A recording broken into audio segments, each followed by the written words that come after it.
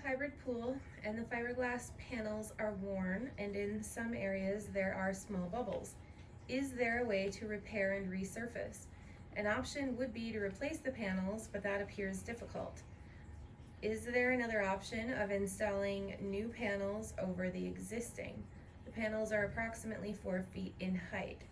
If so, do you know where I could purchase them and what the process would be to install them?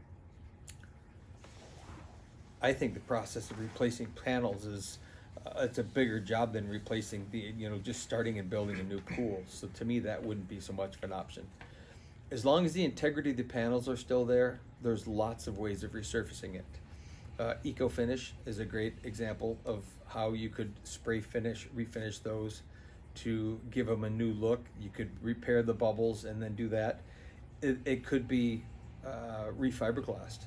There's no reason, there's enough pools built out there where guys literally build a shape in the ground and then fiberglass the whole thing over. If you could find a fiberglass guy that could just literally reskin that whole thing with fiberglass, that would work as well. I don't know what their original surface was, but paint is an option as well. There's also a new product that we're just learning about called Rebound. That might be something that could be put over the surface. So good luck.